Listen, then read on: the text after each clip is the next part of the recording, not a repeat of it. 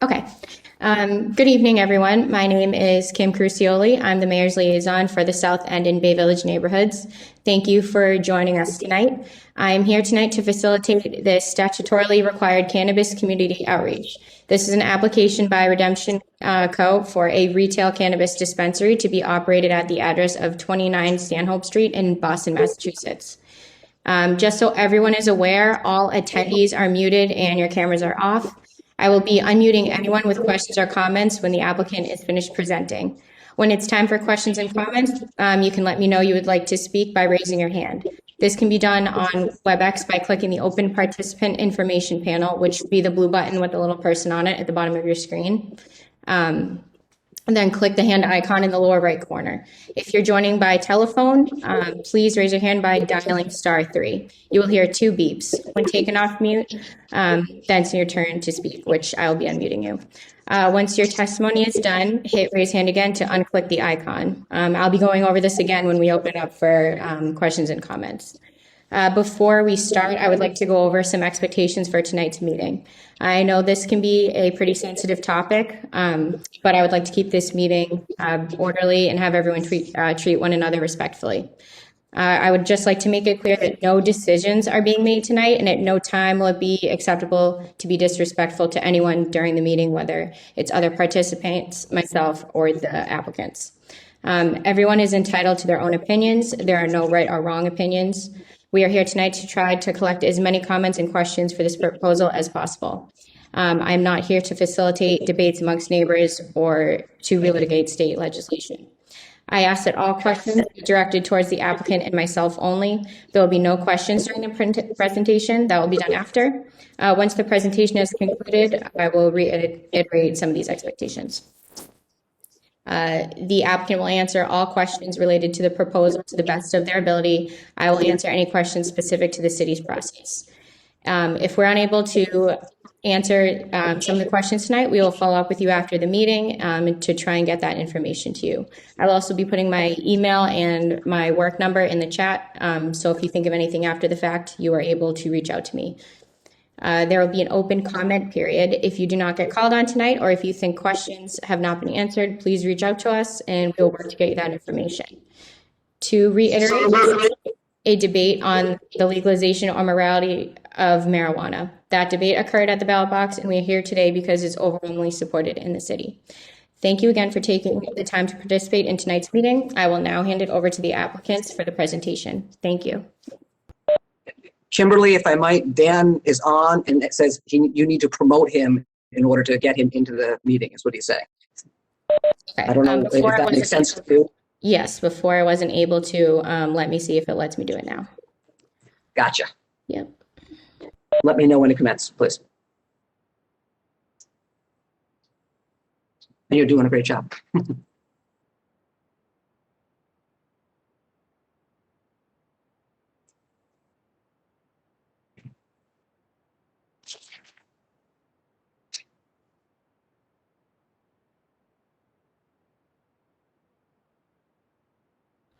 Yep, Dan. Well done. Yep. I see him in the spot. May I commence? Yep. Okay. Well, again, Kimberly, thank you so much, particularly for getting Dan on as well as everybody else, and thank you, community at large. My name is Jeff Reilinger. I am the CEO of Redemption Boston. We are an applicant to open a recreational marijuana dispensary at 29 Stanhope Street. Joining me tonight is William Lazier, who is Director of Compliance and Counsel. He is known to some of you as the former director of the Campaign to Regulate Marijuana Like Alcohol, ballot question 4 several years back. As well, we have Dan Linsky.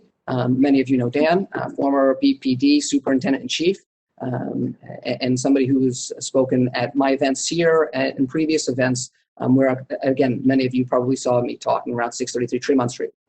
And finally, Patrick Delay, who is operations with Redemption.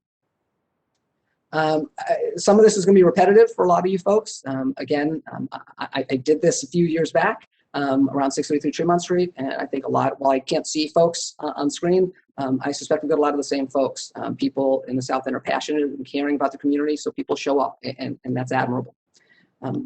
To reiterate my background, or refresh your memory about my background, I grew up on Marlborough Street, attended Boston Latin School, later BU, and then ultimately Babson for an MBA. I presently live at the Prudential, Avalon at the Prudential, with my dog over my shoulder, some might be able to see, and I have a 5-month-old infant child. I did the Anderson Cooper thing. I'm a single gay father who had my child through surrogacy. So 5.5 months roughly. When I went to graduate school at Babson, which I mentioned earlier, I was actually diagnosed with multiple sclerosis. And this is what brought me to marijuana. Ultimately, I had sleeping issues, and it was suggested that I smoke marijuana to help myself sleep. I did, and inadvertently discovered that my MS was silent. In the first 5 years, I'd had 6 flare-ups or attacks, all on the once-a-week injectable medicine that I still take. Again, once I started smoking marijuana, I inadvertently discovered that, wow, my MS had stopped acting up. I now have, almost 20 years later, I have what doctors term benign MS. I walked the Boston Marathon for the Jimmy Fund a few years back. Patrick did as well with me. 26-2, we did it 8.5 hours. It was exciting times. We've got a lot to talk about as far as security and other things that are in the PowerPoint that some of you may have seen, and we're happy to distribute if others want to see it. Security is a very big piece of it, and Dan is going to talk about that, after I finish here. And we're going to try to wrap this up quickly so we can get to questions, which is the most important thing. But ultimately, when I first approached Stanhope Street as a possible location for dispensary, I immediately went to folks in the community. I immediately went to the Pope building, residential building. I went to the Frida Garcia Park, and I went to the businesses and other abutters. I talked to the Pope building. We had a great conversation in November, and they said, hey, we're worried about the park. I said, makes sense. I am too. Let me talk with them, and then I'll circle back and we'll reconvene after that.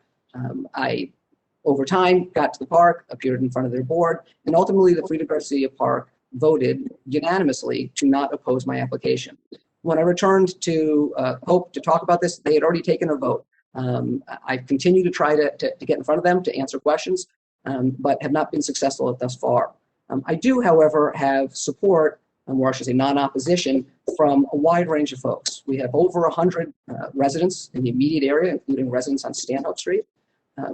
Several of the building owners on Stanhope Street, Friendly Toast, Mistral, Club Cafe, Invictus, just to name a few of the immediate commercial abutters. And the reason these folks got behind this and didn't oppose my application is because they recognize in talking to us that we are not going to disrupt the fabric of this really unique neighborhood. Stanhope brings together some really unique things that's very, very kind of appropriate in the city. And again, I grew up in this area, and this diversity is exactly what makes the city great. It makes it what it is. It makes us want to all live here. Again, I still live here, and I'm not going anywhere. Some issues that have been brought up as concerns or questions have been issues of people parking illegally. Now, what already happens in front of our location, being immediately next to Friendly Toast, is there's a lot of double parkers already.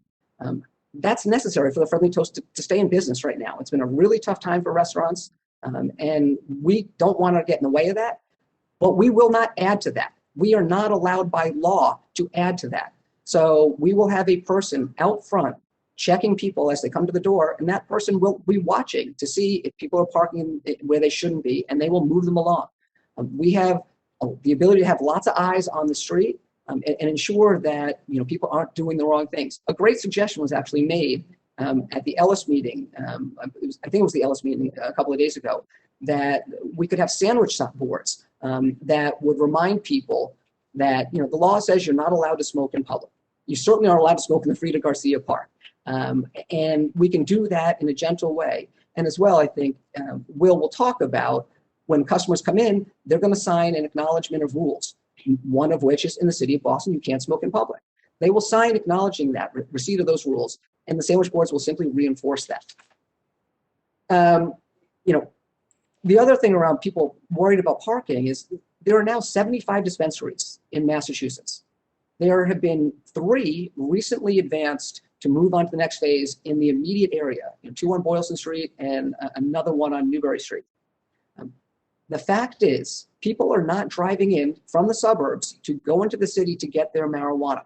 It doesn't make sense. When Leicester opened, the first one that we all heard about, they shut down Route 9. There were lines around, to new towns. That was the first marijuana dispensary east of the Mississippi. People went to see the spectacle. They didn't even want the marijuana. That is not the case now. And people who know Netta in Brookline or who live near there can say the traffic has gone down, even though they've switched to recreational. So the market is spreading out and diversifying over the various communities that have these. Ultimately, we are replacing the Brahmin. At the end of the day, I imagine that we will have less customers per day than the Brahmin did, and we will certainly have them spread out from our hours, which are proposed at 10 a.m. to 8 p.m. 7 days a week. The Brahmin open until 2 a.m. People are going out for smoke breaks. They're not going to be doing that with us. I'll end by talking about how we run our business and how we run it differently than other dispensaries in the area. The bottom line is working in a dispensary is providing a service to the community. We want to pay our employees properly for that. When one walks into a dispensary in Massachusetts now, you often see tip cups. And the reason they're tip cups is because they're not paid well. We will pay, starting pay for full-time employees will be $20 an hour. We will encourage full-time employees. Most dispensaries in the state are not letting people work over 30 hours to keep them under full-time so they don't have to provide benefits. We don't want that. We want employees to stay. And the reason is very simple. It's a business reason. It costs a lot of money to onboard an employee. There's a lot of background checks and a lot of things of that sort. So we really want to have a consistency of employee, and we'll treat them well in order to achieve that. And I think on top of that, we want to share in the good times that are produced. So we will set aside 15 to 20% of our profit, roughly, depending, somewhere in that range, depending on economics. And that will be dispersed to every single employee. There's a program based on, what categories, 3 categories from hourly to supervisor to manager, and they each got a different ratio, but for every hour they work, they will get a certain number of chits, and each chit will be worth a certain dollar amount. So everybody will share on a quarterly basis in the profit that we experience. It's just, I think, again, it goes back to loyalty, and it goes back to keeping and maintaining a consistency of staff. I've talked about the support, and I've talked about the other locations that are opening. I think at this point, the question is simply, and again, I'll turn it over to Dan in a moment, we're replacing a bar. What is better in the neighborhood for the quality of the neighborhood? An organization like ours, which is going to have a diverse staff that reflects the diversity of the community, 60% of our staff will be from protected classes of citizens in the state, or a bar. I'll let you guys answer that question, and again, I'll turn it over to Dan and let Dan talk about security. Dan, if you would. Thanks, Jeff. And I apologize for my attire. We're having some construction done at the house, and I've been relegated to the back deck for the afternoon, and my current hairstyle burned, and I need to protect it, so I apologize wearing the hat in the meeting. As Jeff said, my name is Ian Linsky. I'm the current managing director of Kroll and the head of the Boston office. Previous to that, I spent 28 years with the Boston Police Department. I worked hand in hand with community groups across the city to improve the quality of life in the communities that we had the privilege of serving. I have developed a security program, if we are so lucky as to be licensed at this location, that will exceed the state standards for cameras and access control, line management. We have architectural design program to make sure that any queuing will occur inside the building and not on the street. And what Jeff is at, a lot of companies can do what we do, which is provide security programs and access control and put up cameras and what have you. But Jeff has asked me to take our program outside the 4 walls and make sure that the same thing I did when I was with the Boston Police Department is in place now. That if something happens down the street that is, outside our facility, but it's related to our customers and the folks who've come to our community to do business, we will deal with it. We want to make sure we're liaisoning with the groups. Jeff, I don't know if you go on mute, it might make it a little clearer. I'm getting some feedback. There we go. If there are challenges or issues, concerns the neighbors have, we want to work with them as they are developing and kind of nip them in the bud. We have a good neighbor program. When you come in the door for the first time, we ask you, is this your first time here?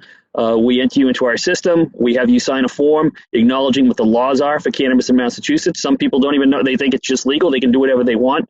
You can't consume it in public. You can't obviously use a vehicle if you're operating under the influence of cannabis. You can't divert it to anyone who is under the age of 21. by being under the age of 21, you are not allowed into our facility. So I've had some questions at events like this where people talk about, kids knowing what's going on and kids seeing it. No one under the age of 21 can come in. For our process, we'll have somebody outside on the street. If somebody, walks up and takes a bike up and enters appropriately, we will check their ID outside. We'll verify the ID, make sure it's the person, and they'll head inside. They will then check in with security. Security will scan that ID into our system and the system that the state uses, and we will make sure that you are not somebody who has been a problem to our facility or our neighbors in the past. Once you're cleared and checked for the second time, you go in, you make your order, you go up and make your purchase, and we scan that ID a third time. That purchase is linked to you.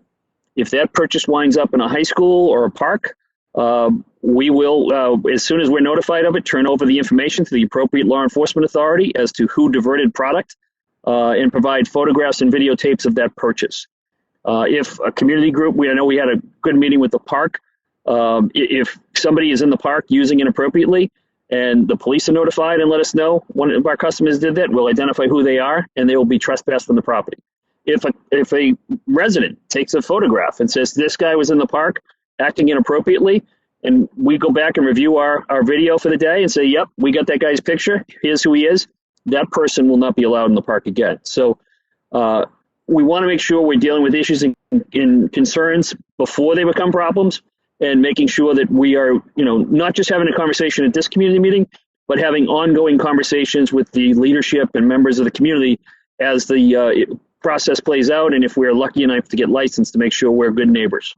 I didn't talk to the age of 3. My mother thought I was mute for a while, and now she says they can't get me to shut up. So I'm going to shut up because you probably have way better questions than I have information to give you, and if you have anything, I'll gladly take it up in the question and answer period.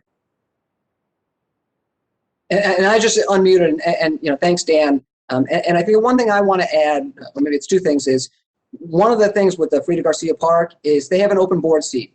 And I've asked, and they have accepted, allowing me to join the park board. Again, I have a 5.5-month-old who's already gone and enjoyed the park, and will do so again. But more importantly, I'm doing it because I want to be present. I want to be accessible. And there are problems we can foresee. We don't think they're going to happen, but there may be something we don't foresee and we can't account for on this call. My phone number is my phone number. Pick up the phone, call me. I want to deal with it. Dan wants to deal with it. Again, we don't want issues and people thinking things that they don't share with us. We can only solve what we're aware of. We don't think anything's going to come up, and we feel like we've adjusted and dealt with and anticipated what's going to happen. But again, we are accessible and we are here, and that way we can address what comes up. So with that, Kimberly, we'll turn it over to you to open up for Q&A. And I'll mute myself so I don't have feedback. All right. Thank you, everyone. I just wanted to let everyone know, too, that we have, as attendees, Sherry Hill from State Rep Aaron Michaewicz's office with us. And I do see that we have Vanessa Wu here from Ed Flynn's office. And then with that, we can open it up for Q&A. I'll go over again how to raise your hand just in case people missed it.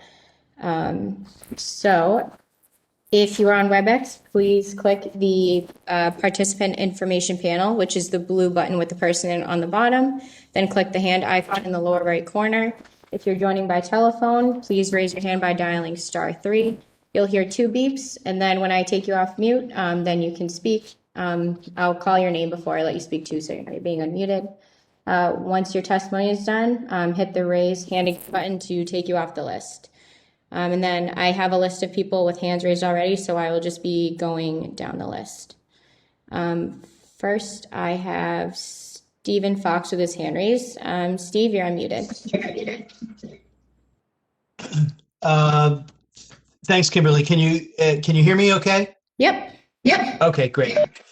Jeffrey, one of the questions that has come up as we have been discussing your proposal has been the history of previous efforts, and a lot of people have asked about the Newbury Street proposal.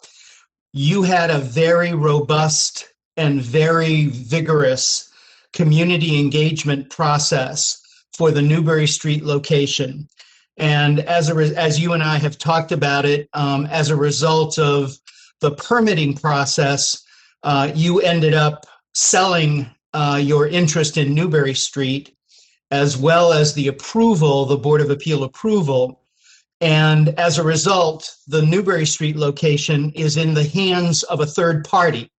So after going through this vigorous process of getting approval and talking about your bona fides as an operator, we have the experience on Newbury Street of not having any of the assurances that you made as a proponent in place for Newbury Street. Instead, we have a third party.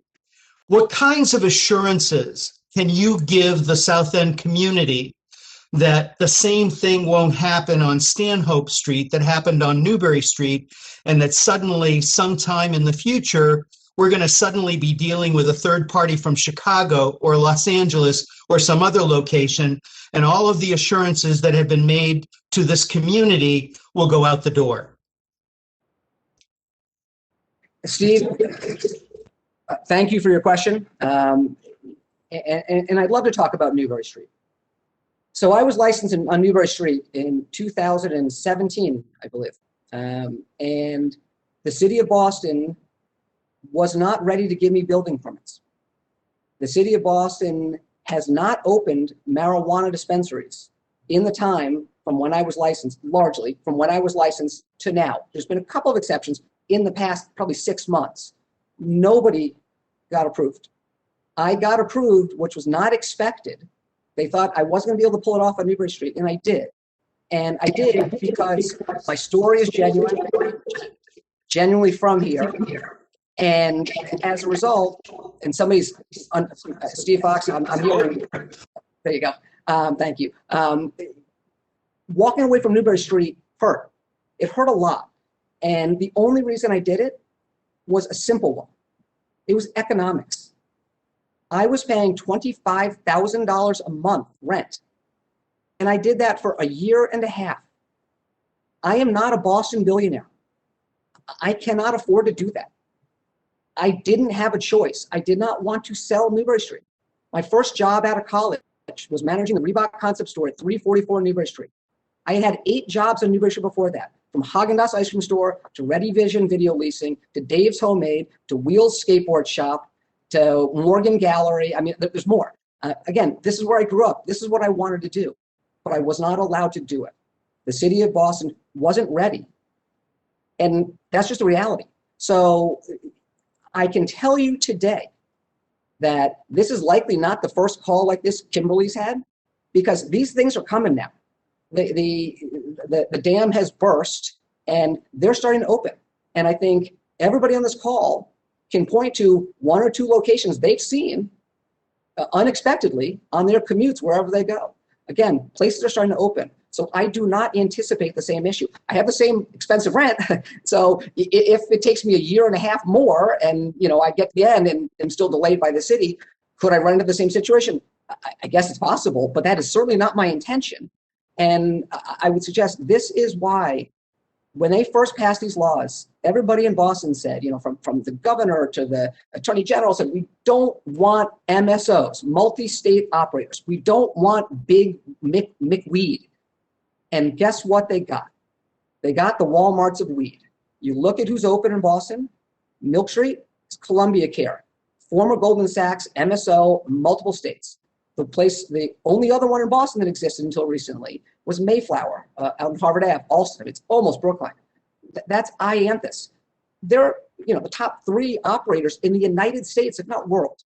So the fact is, all Boston has gotten largely are big operators, because I've been at this now since November. I've been paying rent since November.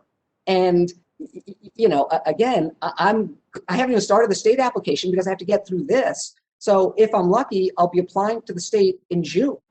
And there's 6 months. So I'm looking to pay rent for an entire year and not be open for business and not even be able to start construction.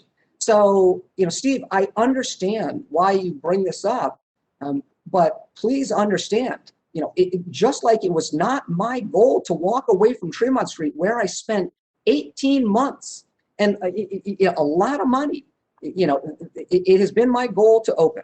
It is my goal, and Harry Collins, who is the president of the Frida Garcia Park Board, asked me the exact same question. I said, look, I'm raising my kid here. I'm staying here. I want to, and I have wanted to for 10 years, run a pot shop. That's been my dream. So I am not looking to do this to sell it. That is not my goal. So I don't know what other assurances I can give you other than, my word, which, I'm not sure how well you know me to know if that's anything, but I don't know what to say. Jeff, if I could so any commitments that were made by the previous company, Compassion Organics, are in the community host agreement and have to be honored by the current ownership of the company. So that community host agreement was chiseled out, and those specifications still hold true today. Yeah. The fact is, though, that we all know that this is a moving target. There is a city ordinance that has a half-mile demarcation limit, and we know how well that's held up. So, you have to understand that there's a lot of skepticism within the community in terms of how well these previous agreements will actually be honored. But I don't want to belabor the point. I appreciate your answer, Jeffrey. I just wanted to raise it as an issue that a lot of people have asked about. We're not interested in encouraging Trojan horses in the South End. We'd really like to have local operators, and we're trying to find assurances that will stay the same. Understand that it's a community reaction in terms of trying to prevent that. We, by the way, also had a very positive experience with Liberty on Albany Street, and that has worked out quite well. So there is some precedent for being able to keep an operator who's pretty local, within the South End community. So thanks for your response, Jeff. I appreciate it. You're welcome. Thanks for your question. Thanks, Steve. Next, I have Karen Reeves. Karen, you're unmuted. Thank you. I appreciate it. So my name's Karen Reeves, and I'm a medical doctor, and I live in the neighborhood. And I want to register my opposition and also the opposition of neighbors of mine regarding this. And the reason is really a medical one. This is literally a few feet from a children's park, a little children's park. And I would like to tell you what the headline of this month's edition of Clinical Psychiatry News is. This is the front page. Legalized cannabis report shows link to suicide among youth. So that's the headline of this month's psychiatric news. All right. And according to the report, obviously Colorado has been a leader in this. So it's been legalized, obviously, since 2014. I'm sure you guys all know that. And according to the report from the Rocky Mountain High Intensity Drug Trafficking Area, between 2014 and 2017, this is already 3-year-old data, the number of suicides positive for marijuana increased 250% among those aged 10 through 19 years. And 22% among those aged 20 and older.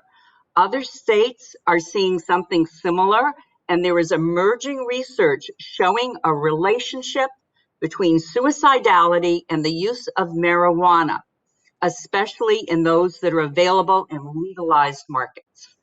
So my plea to you is there are very few little children's parks in Boston. The location that you wish to have your store in is literally a few feet away from a children's park. Certainly, there are many other locations where there are not little children asking their mothers and fathers, who are those people lining up? Why is there a policeman? Why are people taking pictures of those people? What are they getting in that store? Can I go in that store?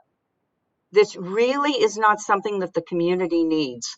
And if you love the diverse community that is in Boston, let me tell you, having marijuana being sold a few feet for where little children are playing in the very few spots like this in the city of Boston is not in the interest of the community, not in the interest of children, and frankly, it's not in the interest of anybody who's in this little Stanhope neighborhood. So that's what I want to say, and I'm sure some of you have heard me. Thank you.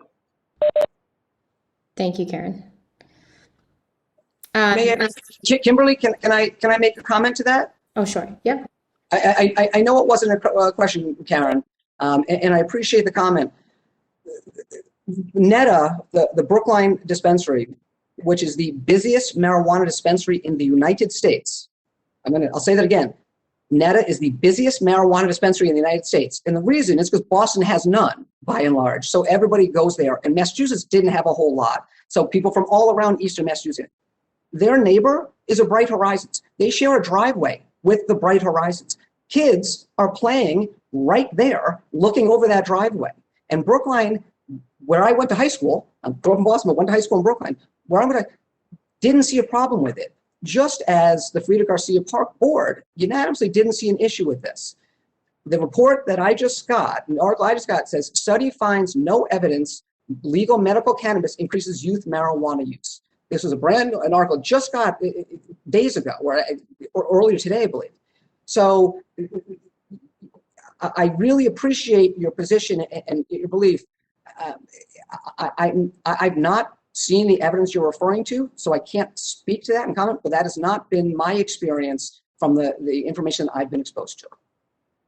Thank you, Kimberly.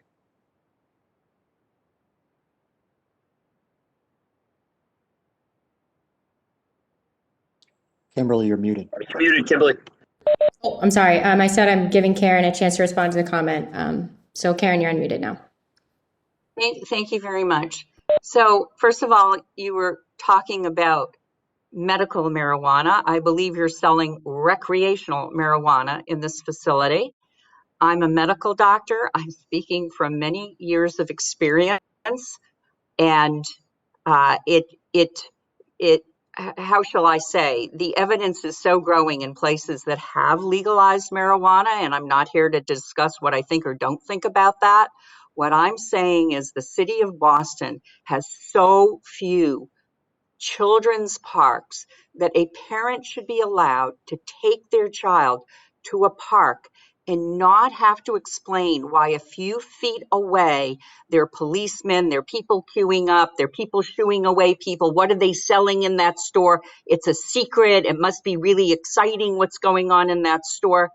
We don't need this. Boston has so few respites for children and their parents. And I'll say one other thing, that during this pandemic, I don't know if you know or the city people know, there was a survey of 100 cities that named from the best to the worst to be in during the pandemic. Boston was number 89 out of 100. And one of the reasons was there was not good places, little parks, places where people could go. The other one had to do with food. Right now, the Stanhope Street is blocked off. People are dining outside, literally right next to the Brahmin. Once again, it's a family area. It's a diverse area. All kinds of people come there and sit outside. Honestly, there are parents who do not want to be sitting a few feet from a place where people are buying recreational marijuana, never mind wanting policemen running around with cameras and whatever, seeing who's there and who's buying and who's causing any kind of disturbance. It's a plea to the city, and I'm saying this as a medical doctor and as a parent. Thank you. Okay. Thank you, Karen. Next, I'm going to unmute Janet Barros. Janet, you're unmuted. Good evening, everybody. I'm a member of the Boston Living Center, which is in 29 Stanhope Street. You guys, number one, you have to check your address because the Brahmin is, I believe, 27 Stanhope Street. The Boston Living Center is a Victory Programs. When you said hope, is that what you were talking about? You mentioned hope, Jeffrey. I don't know if I You said hope. I may say that whatever meant. inadvertently, or I may have called it Living It's Well Center, but Victory I meant the Victory. program. Yeah, the Victory program. Okay. Yes. Well, did you say I spoke to the director today, and she says they are not going either way on this. Correct. They have not approved it. They have not approved it or disapproved it. So what I I'm understand. saying, okay, as a member of the Boston Living Center, if you don't know what that is, it's the Victories program. It is located in 29 Stanhope Street. And it's a program for people that are living with HIV. So you go in and you can have lunch, and you can have different activities that go on every day. One of the programs at the Boston Living Center is called Mobile Prevention Site. Okay? That's where they give out kits to shoot, to inject yourself. So you can go in, and many people do, and they can get a kit. You can also be tested for HIV, for hepatitis C. So as a person who goes into the Boston Living Center, I just don't see, it's a haven for people with HIV that go in there. I just can't see right next door having a marijuana, a recreational marijuana place. And the other thing is the traffic is awful. I know you said people double park to get stuff for the food for the French restaurant, the French toast restaurant.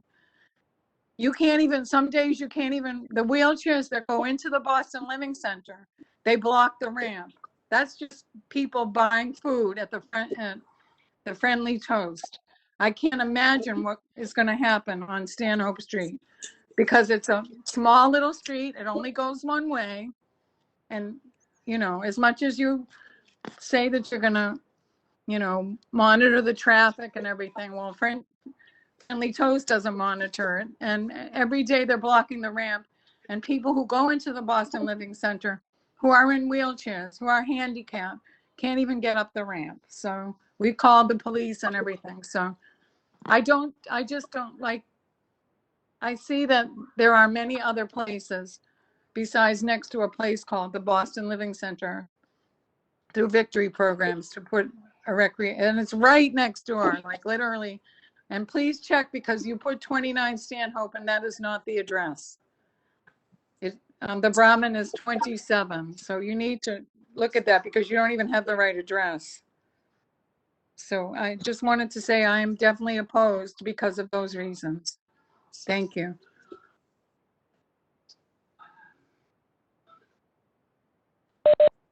Thank you, Janet. Jeff, did you want to respond, or? Well, I don't think there's a question in there, but Janet, I did meet with Sarah Porter and the entire executive team back in November of 2020.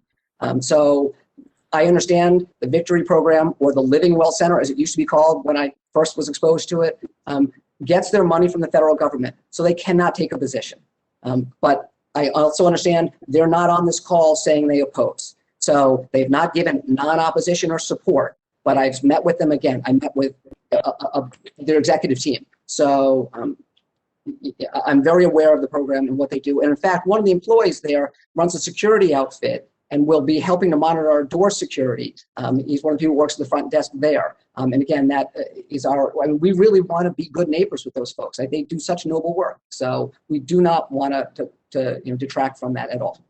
That's not our goal. Thank you. Next, we have James Dolce. James, you're unmuted. Hi. I'm also a local resident there. I've got both a question. I got a comment and a question. I'll start with the comment first. As you may know, the city, in conjunction with Beacon Communities and Mount Vernon Company, are building a center for households experiencing homelessness. So let's call it a homeless center. It's about 300 feet away from the front door of the proposed marijuana shop.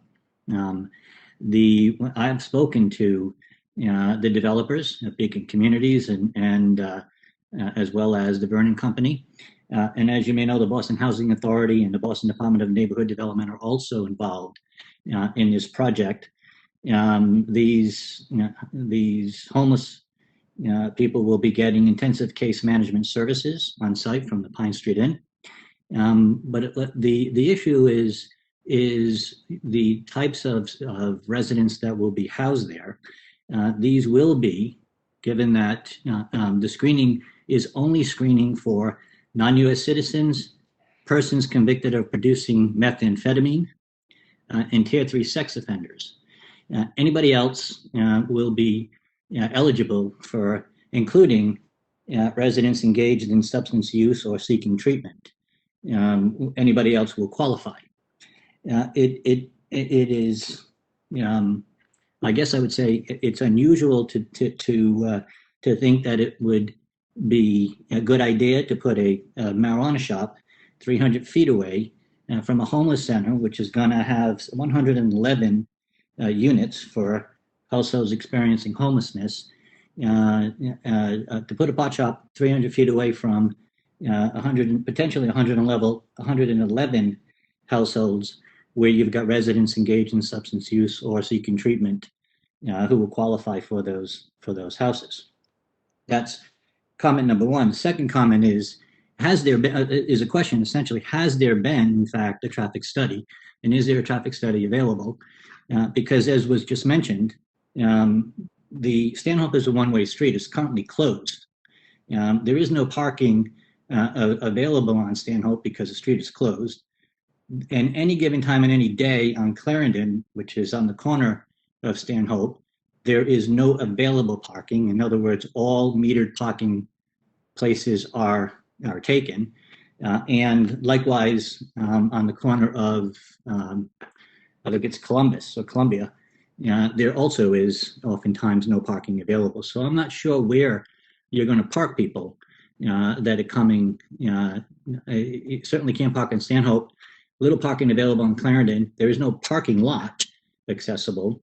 Of course, there is a public parking garage, which is a paid garage, effectively. So I'm not sure people are going to look to pay to park in order to go buy their marijuana here at the dispensary. So question, has there been a traffic study done, and can I get access to that traffic study?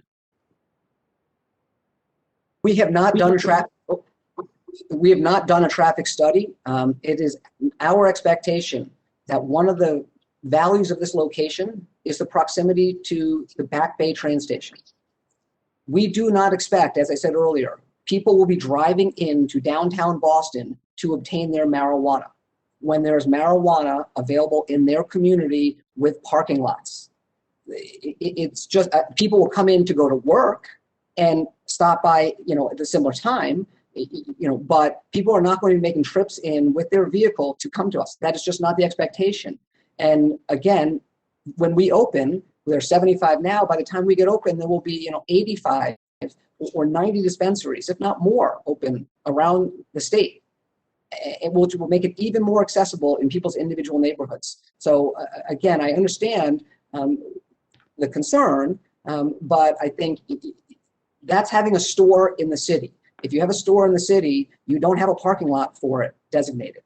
And so again, people don't go into the city for general shopping that they can do in a suburb more easily with the parking in the lot. So that's my response to the question. I hope that answers it to some degree. Will there be a traffic study done here, or is there a way for us to ask as residents in the local community for a traffic study in our neighborhood? Has it been requested? Do you intend to do one? Have they requested a traffic study for 140 Clarendon Street for that project you referred to? I'm not aware of that. I'm not the developer there. I'm asking if there's a traffic study to, and by the way, I'm not sure homeless people have cars, but they don't have a home, so I'm not sure they have a car. So they got it's there for homeless people. That's kind of a silly question. But again, you say it's not our expectation. I could also tell you that you also are very accessible to Mass Pike. So you say you expect that people will come in, will not come in via cars, but they'll come in by public transportation. Granted, there's a T-stop across the street. There's also a Mass Pike exit across the street. But again, I want to focus on the traffic study. Do you intend to do a traffic study? Does the city intend to do a traffic study? I'm not sure Kim, if I can direct that question to you, does the city intend to do a traffic study? It is as practice when you have facilities like this that a traffic study is actually done. We haven't had any questions, or that hasn't been brought to my attention, but if that is something residents would be interested in, I can definitely look into that for you. If you could send me an email, actually. I will definitely do that. Yeah, so I could pass that information along. Can you go back to the homeless shelter? I mean, once again, we're going to be housing folks there that are engaged in substance abuse or seeking treatment.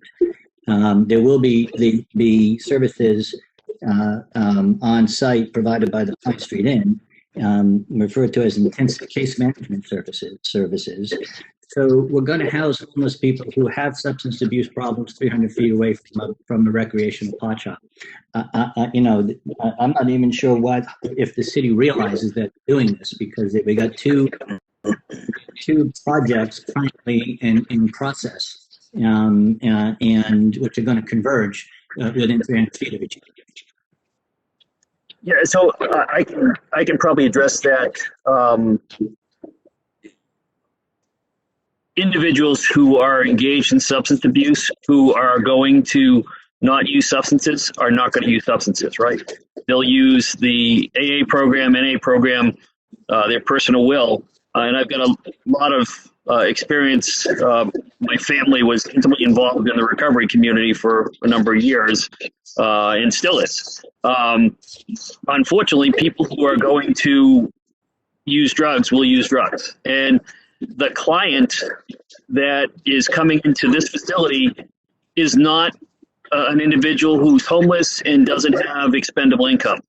The cannabis that Jeff will be selling is high quality, tested by the state, and sorry, Jeff, very expensive. An individual who is in the midst of addiction, seeking to utilize drugs, will get it from the street. We hope eventually the black market dries up when cannabis becomes legal, throughout the land. But the reality is there is a street market, and it is a lot cheaper than coming into our facility. My experience, both with the recovery community and former experience as a law enforcement officer, is people will go for the cheapest option to get the largest quantity they can. Right now, obviously, I guess maybe the facility can do it, but every adult in the Commonwealth can grow 6 plants in their home, right? I think your landlord can prevent it, and Will might know more about that, but every adult can grow their own cannabis right now legally. That's what was voted for. And I do not see that as an option. However, because of my experience with family in the recovery community, we want to make sure we're giving people the tools to succeed. A friend of mine is the director of security at one of the casinos locally. And there are lists where people come in and say, listen, I might have a bad day and I don't want to wind up gambling in your casino. So I want to be on a list where you won't accept my money. And we would certainly be willing to work with the groups in Pine Street and others who do amazing work to make sure we can do anything to discourage somebody who's struggling from not picking up that cannabis. Daniel, I appreciate that, but it's also apple pie and motherhood here. We've got these folks who are coming in. They were homeless yesterday, and today we're giving them a Section 8 voucher for a brand new apartment that's 300 feet away. It's not costing them anything. On top of it now, because they are getting intensive case management services, they're also getting checks for public assistance. So now, whereas they may not have money living in the Boston Common or in the park, today they do have money because they are getting case services, and as a result, they're getting benefits provided by the state. So yesterday, where they were living in the park with no money, today they're living in a brand new apartment with public assistance, and they have cash in their pockets, and there's a pot shop 300 feet away. You gotta agree. I mean, we're both smart guys here. You gotta agree there's a temptation there.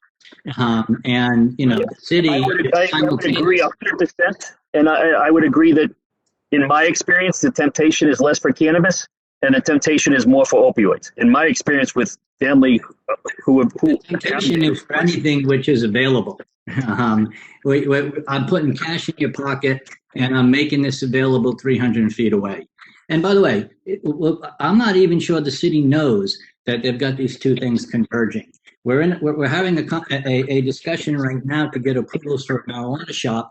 That at the same time, there's approvals being asked for this homeless facility. Both of these probably different city agencies. The homeless is the Boston Housing Authority, obviously, so that's not the agency we're talking about here. The city may not even be aware that these two are converging within 300 feet, but it really doesn't make any sense to me. It would not make any sense to anybody who thinks about the practical aspects of what we're trying to do here. So I don't know for sure, but my prior experience working for a former administration and knowing the current administration and the advocacy of the elected officials in the area, I would assume that everyone is aware of all of the projects going on and taking them into consideration as they are determining what they are supporting, not supporting, and what they need information and questions for. Well, and Andrea Campbell was approved to open a dispensary on Friend Street through, I forget the name of her organization, but that location is pretty darn close to Bay Cove. And everybody in Boston knows where Bay Cove is by the garden. And the city of Boston clearly knew that, and they approved a dispensary very close to that, 300 feet plus minus. So and the city was cognizant of that. So I suspect, as Dan said, they're aware of what's happening in their city. Jeff, just to correct you, it's Andrea Cabral, the former Secretary of Public Safety. Sorry, I attributed to the wrong person. But yes, Cabral. All right, thank you. I do have a few other people that would like to speak. So, James, I'm going to mute you. If you have any further questions or comments, please shoot me an email. I will send you the email regarding the traffic study. Thank you. Thank you. Next, I have Sheila Beckman. Sheila, you're unmuted. Hi, I'm Sheila Beckman. I live in the neighborhood, and I sent an email to Kim that she was supposed to share with others. I'm not sure if you saw it, dated the 19th of March.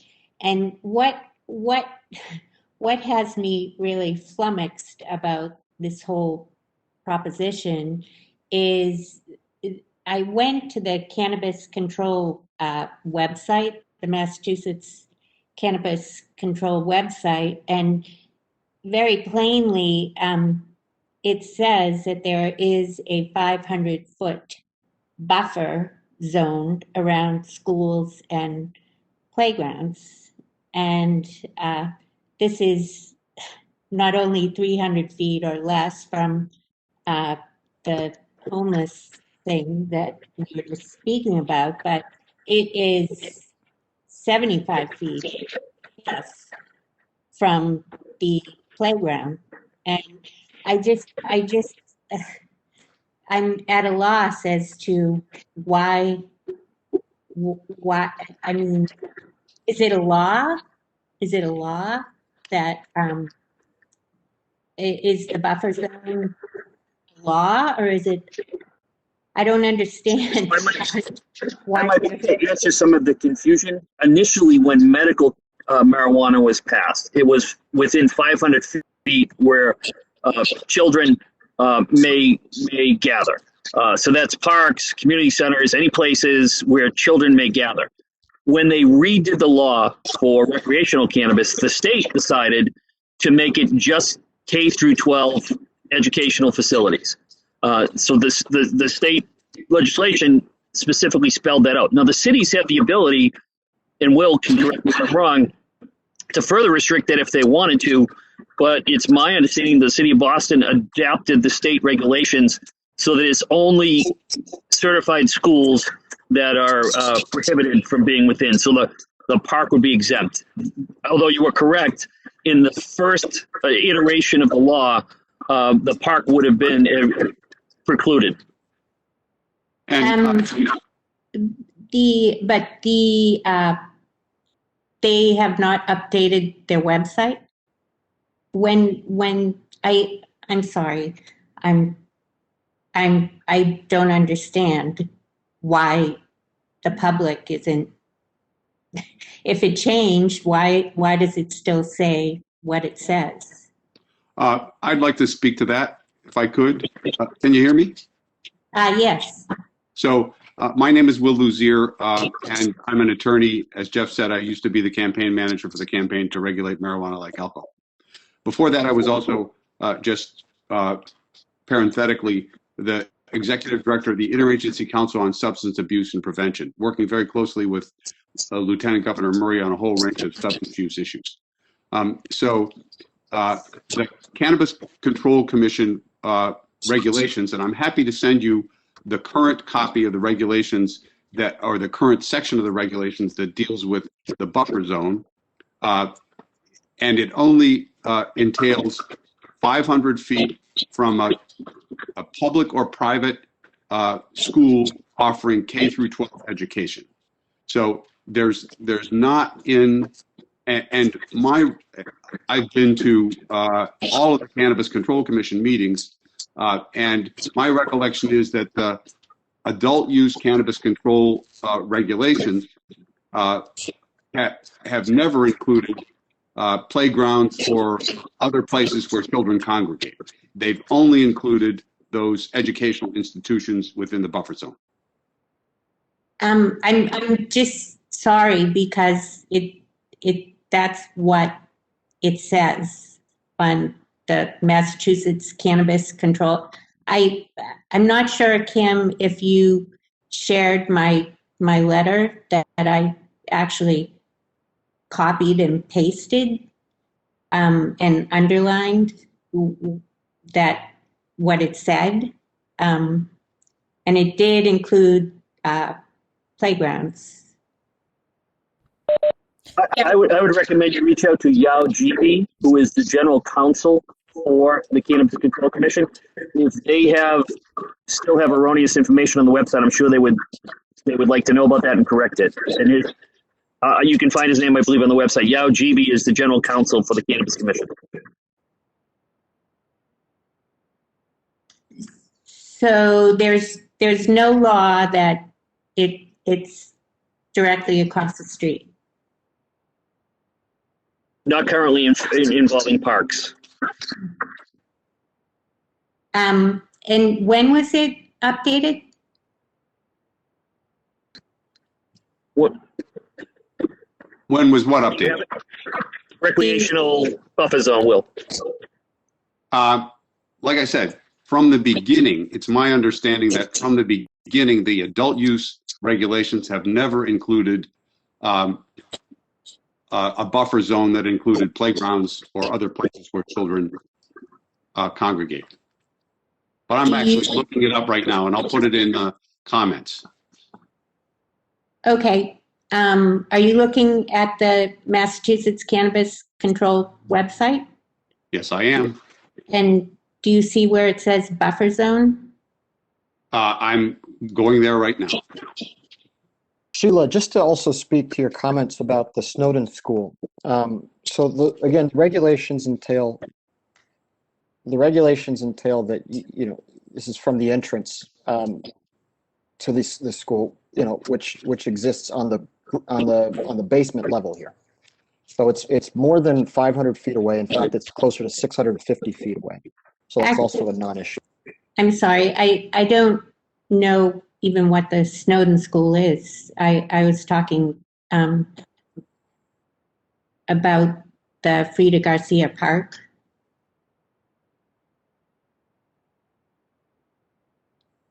So the Cannabis Control Commission regulations are 935 CMR 500.110. And in section 2, it said, in section 3, entitled Buffer Zone, it says, a marijuana establishment entrance may not be closer than 500 feet from the nearest school entrance unless a city or town adopts an ordinance or bylaw that refuses that reduces the distance requirement. The buffer zone distance of 500 feet shall be measured in a straight line unless there's an impassable barrier. And in those cases, the buffer zone shall be measured along the shortest public accessible pedestrian travel path. And it says the buffer zone distance of 500 feet may be reduced if a city or town adopts an ordinance or bylaw that reduces that requirement. Well, I have I believe it's the regulation 105 CMR 725.110A 14 state, and it says that it's not only schools but playgrounds, and it says it's from the building to building or curbside where playground is not a building, curbside to the closest part of the building. And I was under the impression that we were looking at 29 Stanhope, not 27, which its building is, the corner of the building is across the street from the corner of the park. So can you give me the citation for that regulation that you said already? Yes. Sorry, I don't mean to interrupt, but I do have a few other people that still have their hands raised. So in the interest of time, Sheila and Will, I don't know if you would want to speak about that at another time or after the meeting. But I just want to make sure we can get everyone's questions and comments in, if that's okay. Yes, of course. I'd be happy to send the email, Kim, that I sent to you to everyone. I'll follow up with the cannabis board on that too. I did let them know. So, thank you. Yep. And Kimberly, if I could say, according to the city of Boston, the property address is 29-31 Stanhope. I don't know if 27 is Friendly Toast next door, Tony Gordon's building, but according to ISD, our building is 29-31 Stanhope. So that's my understanding from ISD. Okay. All right, we can check on that also. I do have a couple questions in the chat, so I'm going to address those too, just so they know we didn't forget about you guys. So, Dean, you are unmuted. Right, can you hear me? Yep. Yes. Okay, I'd like to know why you chose this spot and why you think it would be a good spot, since there's no parking, there's no access, there's a homeless shelter that's going in nearby, there's a park nearby, and the 221 Columbus Avenue is already having problems with parking and issues from Toast and Flower. I'd like to know why you chose this spot and why you think it's a good spot. And also, you've addressed that it's medical marijuana, and yet it's not medical marijuana. So I think you're misleading us. So could you address that? Sure. And I'll take them in order, and if I miss anything, please get me back on track. The reason we chose this location, I looked at the location and met with the property owner a year plus ago. The location, in my mind, has excellent accessibility, not by car necessarily, but again, I don't believe people come into the city to shop by car. They come in by public transportation, or they're here already because they work in the area, and then at lunchtime or after work on their way home, and then they would have a parking space for their car because they work in the area.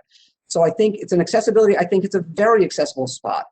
I think more than that, it's an area between Back Bay and the South End that is a little, it's the Stewart Street overlap. And that's a zoning term in this particular area, and it's a small area. From a zoning standpoint, anything goes, basically, meaning you can build You're up. taking advantage of an anything goes. No, if you would let me finish. So Sure. So and you threw it up, but again, there's a lot of options as to what can be done in the neighborhood because the communities recognize that we've got bars, there are nightclubs, and things of that sort. But then there's also I want to call it the Living Wilson, the Victory program. Again, it's an incredibly diverse neighborhood. As far as the park, I met with the board of the park. We talked extensively. They love the park. That's why they're on the board for the park. And they are confident that there will not be an adverse impact on the park. I think, and I am confident as well, and I say this as a local, as a parent of a very young child, and as a person who consumes marijuana medically, is how I started. But again, I recognize the factors that go into my behavior, and I don't believe that there's a problem with that. As far as the homeless shelter, I think going back to what Dan said, that is not our target customer. The target customers who come and spend 28+% in sales tax on marijuana, which they could get on the street for half the price. That's not the demographics. The customers who are coming in are over 40, disposable income, and it's not the profile of the demographic that is formally homeless. Did I hit all the points you brought? No, and also Daniel said that you would have lines outside. You'd question whether people could come in. So how are you going to prevent those lines outside? We already have lines outside because of what Daniel said. Daniel said that we would be working. He Go didn't ahead, say ma'am. that. He said we'll check outside before they come in. So how are you going to prevent lines from standing outside? Yep, and the presentation is recorded, so hopefully if I was confusing to any way, I apologize. Our security personnel will be outside, and the first check is as you come to the door. We have designed a facility that we will do a very quick check on your ID, open the door, you go inside to the facility, where if we do have lines, our intention is to queue those lines internally, so they're not outside the building. But you said they would be outside the building, so that's what I question. As a resident of that area, I'm really wondering why you would think I would want this in where I live. I understand. No, you don't understand. I have Friendly Toast, which is a nice local restaurant. I have Flower, that's a nice local restaurant. I have the Wellness Center, which is nice for people to recover. I'm a very liberal person thinking. I just want to know why you think I want traffic and lines where I live. So if I could have finished my statement, I would have said, I understand there are individuals who are not going to support this proposal and who don't like it. And I understand it completely, where that comes from and why that's there, and it's valid. My job is to make sure that if we are licensed, that we minimize any of those concerns and issues, because your issues are valid and concerning, and we need to address them if we're ever licensed. And what I was going to say is I understand 100% why someone wouldn't want this project in their neighborhood. Would you want it in your neighborhood? I have grandchildren that play in that park. Why would I want a park where policemen have to stay to prevent people from smoking marijuana where my grandchildren play? So that hasn't been the experience that we've had policemen staying anywhere. In fact, I pulled the crime stats of dispensaries before I got into this, and I missed that when I started. I was the former chief of police in Boston. I stood on the State House steps with 100 chiefs of police and Governor DeVal Patrick and said, don't legalize cannabis. It is going to have a negative impact. We're going to see crime. We're going to see violence, robberies. We're going to see an increased utilization of youth. Please don't do this. I didn't vote for it now. Why do you want it in my neighborhood? And why is I gave you the ability to answer your question. You can respond back. Dean, I understand that, Dean, you don't agree with this. Please feel free to send me a letter of support. A letter of opposition for this. But I still have some people that need to ask questions. So please feel free to send me your note of opposition. But we're not going to have any arguing. So thank you. Okay. Next I have Sol Hartman. Sol, you're unmuted. Thank you. I'm also a resident of the Pope building, and I also want to register my opposition to this project. I think it is one of the stupider locations that could have been chosen, and let me explain why. First of all, Jeff has said that one of the reasons he's chosen Stanhope is because, quote, few immediate accessible resident neighbors. Well, there's 150 families that live right around there. So I have no idea why he thinks it is not residential. Number two, the traffic impact. I find that ludicrous. As Dean just said, the traffic has always been a problem. Prior to the pandemic, you couldn't get through Stanhope Street because there was always a backup. Number three, he puts no kindergarten through 12th grade schools in immediate area. Well, no, there isn't, but obviously there's a playground. And if you have ever eaten at Flower, which is at the corner, you know that any time at Flower, there's got to be 20 little babies with their mothers sitting there. So there is clearly a lot of residential school kids running in the neighborhood. In addition to that, having it right next door to the Boston Living Center and right next door to a pharmacy where addicts get their drugs for their addiction, or not for their addiction, to suppress their addiction. To me, it just makes zero sense. So those are my comments. And I would also add that if you lived in the neighborhood, you'd realize presently, because the Boston Living Center gives free meals twice a week, that not only do you get HIV people coming in, but homeless people that are HIV people. And to add a cannabis center just seems to add gasoline to a fire. That's all I have to say.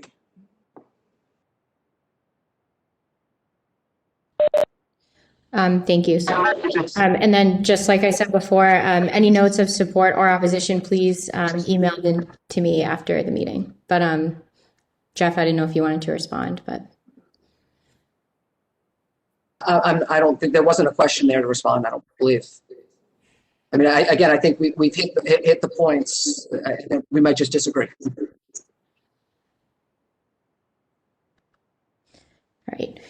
Thank you. I think, Stacy, I have a question. I don't know if you were looking to ask a question. Stacy, you're unmuted just in case. I do not have a question. Okay. Sorry, I just had the question mark at the top. And then Anthony Gordon, too, I have a question mark for you as well. You're unmuted if you do want to ask a question. Anthony, you're unmuted. Okay, I think that just might be an error. I do have Ian Gardner. You're unmuted. Go ahead. Hi, I'm Josie Gardner. We have an apartment at 221 Columbus Ave with 4 12-foot windows overlooking the entrance to the ramen. I am agreeing with Saul. I am agreeing with Dean. I totally oppose this center. I mean, if you have lived here, you understand the traffic problems on that street. You understand the people gathering on that street. You understand the lines on that street. Our garage door opens right up to the entrance. Half the time we can't even get out of our building because there are trucks stopped. And now you're going to bring in people to buy cannabis. I drive by the Brookline Cannabis Center every single day. The lines are huge and long outside. I don't know how you even think you're going to be able to control them inside that building. It is right next to a children's park. The street is blocked off. I think it might be one of the worst locations, other than it is a good access for you to sell your cannabis because of Back Bay Station and its location to the south end of the Back Bay. But for people living in that area, it is absolutely probably the worst choice that you could make. And I am totally stating my objection to this. I would also add, this is Ian Gardner speaking. Today we have nighttime traffic at the Brahmin. this would be more daytime traffic, which would be completely, it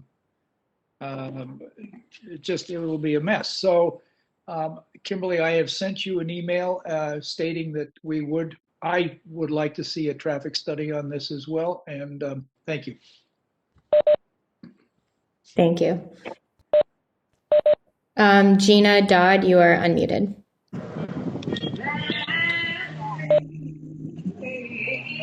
my gosh, I can't. I'm sorry, I'm in a noisy spot, so I cannot. Sure. I just wrote my question in because I was in a noisy spot, so I wrote it in. So I can't really talk. I'm in a noisy spot here. Oh, I have a question for you, Gina. 1 second. Let me just pull it up in the Q&A. It looks like it is a comment. Gina said, even if you are proven to be within the law, RE the buffer zone, don't you have a personal concern about children? The law can't be used to serve as our moral compass. It's up to us to do the right things in life. Yes, I want to answer that question. My moral compass points to science. It points to evidence-based conclusions of scientists. They have concluded that the concern is not a 5-year-old is going to be exposed to somebody who is coming in and purchasing a product which is in a sealed container that cannot be, by law, seen. There's nothing. Whoa, excuse me. I've let people talk. Please allow me to answer the question. There are so many protections in place. Packages, again, no advertising, no flashing neon, nothing visible through windows. It is a store. People are drinking alcohol on the street, outside in the friendly toast, during breakfast.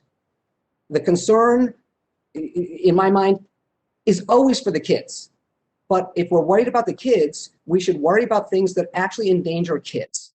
The stepping stone drug is not marijuana. Marijuana is not in every household. Alcohol is.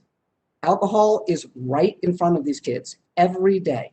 I think we're worrying about the wrong things, and science supports that.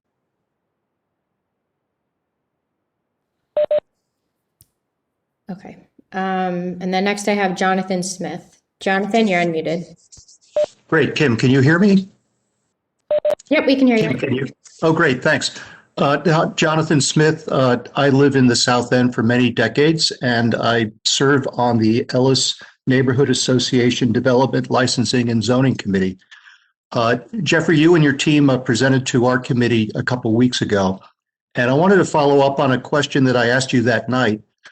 In the presentation this evening, it was about 13 minutes into your presentation when you actually got around to talk about the park and the effect that the proposed facility would have on the park. And I think what you said tonight, to me, is a little thin. You said that basically your plan is that you don't expect that there will be any problems in the park. And my question is a follow-up. You've got a lot of talent on your team there. Shouldn't you have a plan B or some level of plan in place, expecting that, you're expecting, of course, things will work out well. But if they don't work out well, what type of plan are you discussing with your team that you could discuss with us tonight? I'll be happy to take that, Jeff. So we had talked with the board members of the park about the issues and concerns of the park. And although we feel it shouldn't be a problem, we understand we need to make sure we're ready for that. I don't want to, and Jeff doesn't want to place a program in the park unless it's acceptable by everybody. We have the ability and willingness to put cameras in the park that can be monitored by ourselves, monitored by the Boston Police. We're willing to pay for that, even though it's nowhere near our, it's not our facility and not our obligation to do that. We are willing to do that. If there is another neighborhood hotspot that's of concern for public consumption or disorder, we're willing to place cameras there, provide those cameras to Boston Police so they can have safety and security. Sometimes the mere presence of a camera can change people's actions and behaviors. We want to be very cognizant, though, that some people don't want to have cameras in parks. So the goal is to offer solutions and work with the community groups to see what the best solution is. It might be our staff going down at periods of time to see if any of our clients are in the park. We definitely will have a 800 number and an email where if somebody does see somebody who's doing something inappropriate in the park or anywhere else in the neighborhood, they can contact us in real time. If detail officers are requested by the captain from District 4, I don't feel we need detail officers at the front door of our facility. I believe we have a safe and secure program for our clients, our customers, and our personnel. If the community and the district captain decided they wanted extra patrols because of disorder in the area, we would supplement police officers, hopefully on foot or bicycle, to, instead of standing in front of our door for 8 hours, to patrol the surrounding community in the area if there were issues and concerns around there. So we have several plans, but we don't want to dictate a plan. We want to have conversations with those who are impacted by the plan and figure out which is the best plan to put forward. And there may be many elements of some of those plans that are interesting to others. And one of the reasons for meetings like this is to hear from others what we haven't thought of that we may put into the mix to make sure we are not having problems at the park. I have several cannabis clients in several cities in Massachusetts, and we have not had issues to date. That doesn't mean we're not going to. I had a cannabis client with a school, and the school wanted to have access to the cameras, and that was an easy solution. For the traffic issues, it will be daytime traffic, which is one of the reasons I believe Jeff's decided to open at 10 o'clock after the rush hour, so that we're not adding extra burden to the rush hour traffic once COVID, ceases and we get back to regular rush hour traffic in Boston. So we do have plans, willing to share them and talk about them with anyone, and willing to refine them as needed. And we're accessible. So if something goes beyond the plan, there's a phone number, call it. It'll be me, it'll be Dan, and we'll adjust to whatever comes up, whatever needs to be done.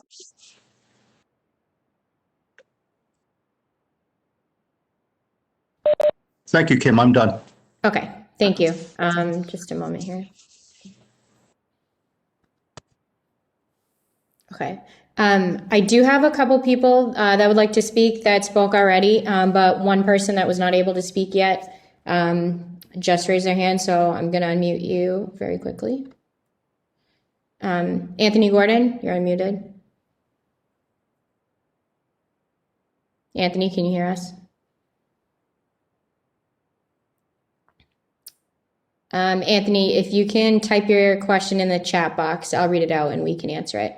But next, Steve Fox, I believe, had his hand raised to speak again. Let me just unmute you, Steve. Thanks, Kim. Can you hear me? Yep. Yeah. Okay, great.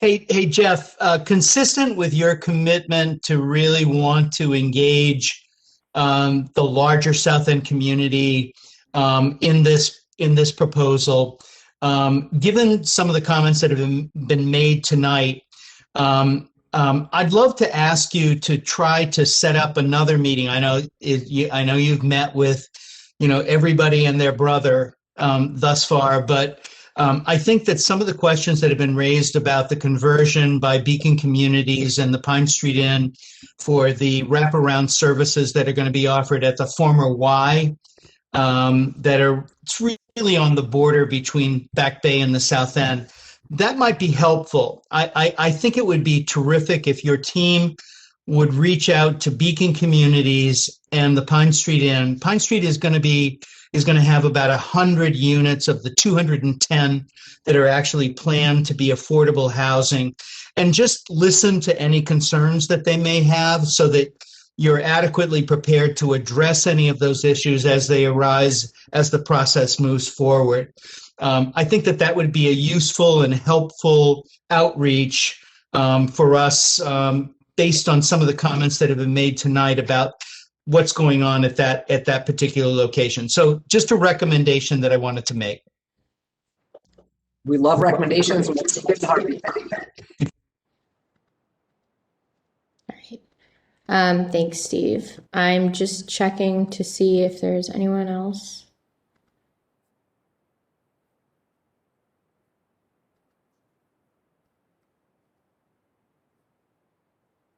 Okay. I believe everyone that still has their hand raised, I think, has spoke already and had their concerns addressed. Oh, actually, I just got a chat from Anthony Gordon. Okay. Okay. I don't think anyone else has any other questions or comments. If you do, please send your note of your stance on this proposal to me at kimberly.crucioli@boston.gov. Also, please feel free to send them to the licensing board. One question I did get was what happens after this meeting. I know Steve just mentioned he thinks it would be a good idea to maybe have another one of these meetings.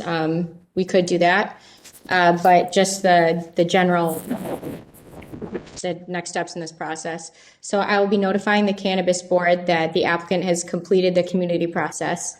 Then if the applicant is approved by the Cannabis Board, they will negotiate a host community agreement. Once that's executed, the city will schedule a zoning board of appeal date to hear the applicant's case.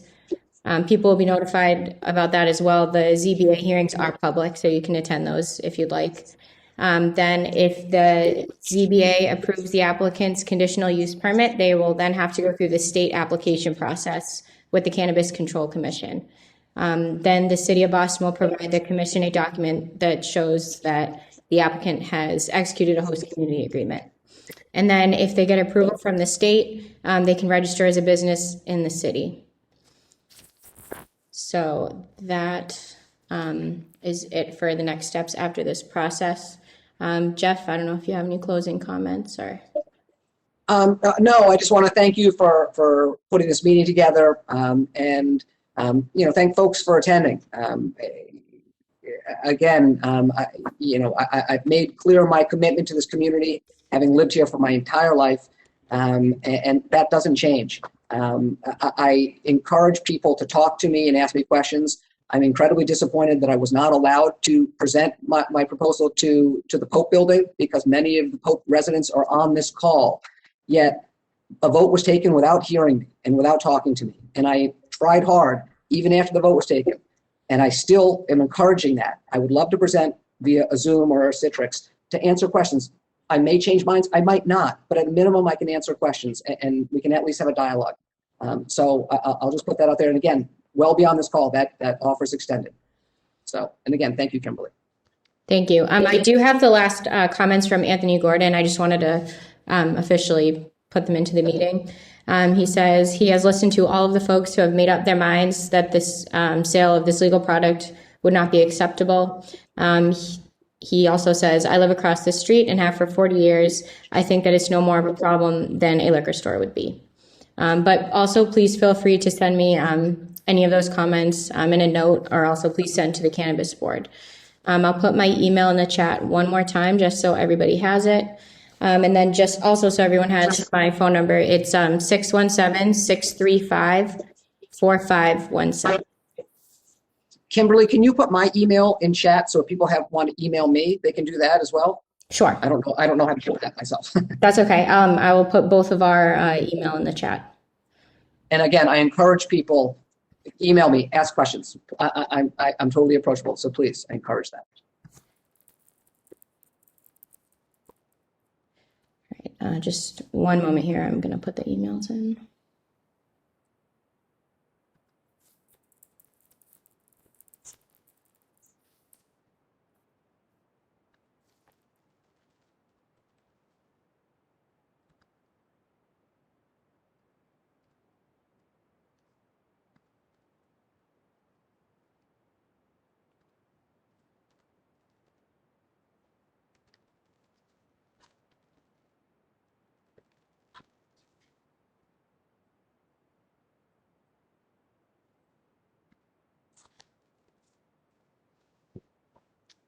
Okay, so I'll just give people just a minute or two to get the emails. But I think with that, we can conclude the meeting. So thank you everyone for joining tonight. I can't stress enough, if you have any questions or comments or want to send a letter of support, opposition, non-opposition, please send them to me in the Boston Cannabis Board. But thank you everyone and have a good rest of your night. Thank you all.